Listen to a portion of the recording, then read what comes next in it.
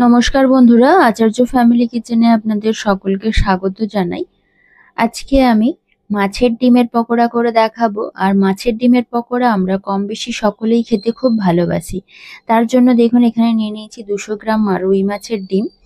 আর দেখুন একটি বাটিতে আমি 3টে মিডিয়াম সাইজের পেঁয়াজ এভাবে ঝুরি ঝুরি করে কেটে নিয়েছি। এবার পেঁয়াজগুলোকে হাতের সাহায্যে ভালোভাবে ম্যাশ করে দেব। আর একটি ম্যারিনেশন আমি এখানে তৈরি করে নেব। পেঁয়াজ তো নিয়ে নিয়েছি, আর এখানে দিয়ে দেবো 1 চামচ কাঁচা লঙ্কার কুচি, আর সেই সঙ্গে দিয়ে দেবো 2 চামচের মতো ধনিয়া পাতা কুচি। এবার ধনিয়া পাতা কুচিটা দিয়ে দেওয়ার পরে বিভিন্ন ধরনের মশলা এখানে আমি অ্যাড করে দেব। যেমন কি এখানে প্রথমে অ্যাড করে দেব 1 চামচের মতো লবণ। তবে লবণটা আমি একটু বেশ বড় চামচেরই 1 চামচ দিয়েছি। চাইলে আপনারা ছোট চামচ হলে 2 চামচ দিতে পারেন। আর দিয়ে দেব 1 চামচ হলুদের গুঁড়ো ও 1 চামচের মতো লাল লঙ্কার গুঁড়ো। ছোট চামচের 1 চামচ আর বড় চামচের হাফ চামচ। আর দেব 1 চামচ জিরে গুঁড়ো, 1 চামচ ধনিয়া গুঁড়ো। আর সেই সঙ্গে এখানে আমি অ্যাড করে দিচ্ছি 3 চামচ বেসন। বেসনটা শুধুমাত্র এখানে বাইন্ডিং এর জন্য দেওয়া হচ্ছে। এবার এই সমস্ত কিছু আমি শুকনো অবস্থায় মেখে নেব ভালোভাবে। এরপরে এখানে আমি দিয়ে দেব 1 চামচের মতো জল। চামচে মাপ করে 1 চামচ জল দেবেন, দিয়ে একেবারে শুকনো শুকনো করে মেখে নিতে হবে। দেখুন এভাবে শুকনো শুকনো করে মেখে নিলাম। এবার এখানে অ্যাড করে দেব মাছের ডিমটা। মাছের ডিমটা আমি আগেই ধুয়ে পরিষ্কার করে রেখেছিলাম। সেই মাছের ডিমটা দিয়ে এবার ভালো মতো করে মেখে নেব। যেগুলো ডেলা পাকিয়ে আছে সেগুলো ভালো মতো করে হাতে চেপে ভেঙে নেব, দিয়ে সুন্দরভাবে সমস্ত কিছু একসাথে মেখে নেব। আর দেখুন এই পর্যায়ে কিন্তু মাছের ডিমের ম্যারিনেশনটা কমপ্লিট হয়ে গেছে। এখন গ্যাস জ্বালিয়ে একটি কড়াকে বেশ ভালো মতো করে গরম করে নেব। দেখুন এদিকে কড়া খুব ভালো মতো গরম করে নিয়েছি। এবার কড়াইতে দিয়ে দেব পরিমাণ মতো সর্ষের তেল। যেহেতু আমি বড়াগুলো ডিপ ফ্রাই করব, তাই তেলটা একটু বেশিই দেব।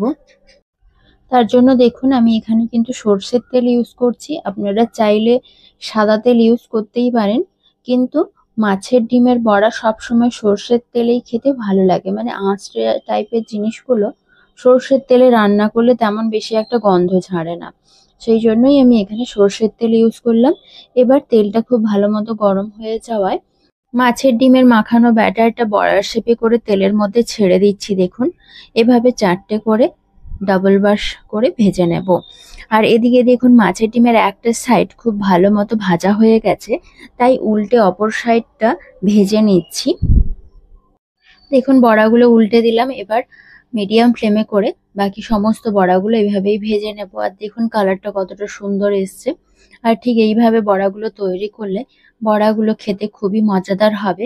সন্ধেবেলায় চায়ের সাথে লবণ আর চাট মশলা দিয়ে গরম গরম সার্ভ করে দিন, আর সেই সঙ্গে একটু চা।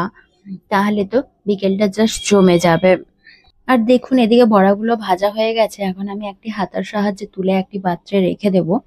ঠিক একই রকম ভাবে বাকি সমস্ত বড়াগুলো তুলে ওই তেলেই বাকি যে ব্যাটারটা রয়ে গেছে সেইগুলো বড়ার আকারে তেলে ছেড়ে দিয়ে ভালোভাবে ভেজে নেব। বড়া ভাজার ওই তেলেই আবারও কিছুটা ব্যাটার দিয়ে দিলাম। এভাবে বড়ার শেপে দিয়ে ভালো মতো করে এই বড়াগুলোও ভেজে নেব। আর মাছের ডিমের বড়া সাধারণত আমরা সকলেই খুব ভালোবাসি।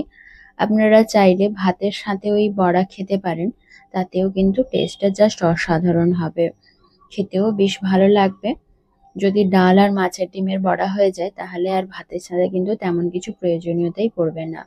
আপনারা যে যেমন ভাবে খেতে পছন্দ করেন সেভাবেই খাবেন। কেউ বা চায়ের সাথে, কেউ চাইলে ভাতের সাথেও খেতে পারেন। আর এদিকে দেখুন মাছের ডিমের বড়াগুলো বেশ ভালো মতো ভাজা হয়ে গেছে। এখন তুলে এগুলো আমি একটি পাত্রে রেখে দেব। তবে আমার এই মাছের ডিমের বড়ার রেসিপি ভালো লাগলে লাইক, কমেন্ট, শেয়ার করে দেবেন। সেই সঙ্গে আমার চ্যানেল সাবস্ক্রাইব করে বেল আইকনে প্রেস করে আমার পাশে থাকবেন। আর এখন দেখুন একটি প্লেটে মাছের ডিমের বড়াগুলো সাজিয়ে নিয়েছি, আর ওপর থেকে বিট লবণ দিয়ে দিচ্ছি। আর সেই সঙ্গে বেশ অল্প পরিমাণে চাট মশলা ও ধনিয়া পাতা কুচি দিয়ে সার্ভ করে দিলাম। তাহলে বন্ধুরা আপনাদের এই রেসিপি কেমন লাগলো অবশ্যই কমেন্টে জানাতে ভুলবেন না। আজ এই পর্যন্ত, ফিরছি আবারও নতুন রেসিপি নিয়ে। সকলে ভালো থাকবেন, সুস্থ থাকবেন এই কামনা করি। আর সকলকে অনেক ধন্যবাদ জানাই।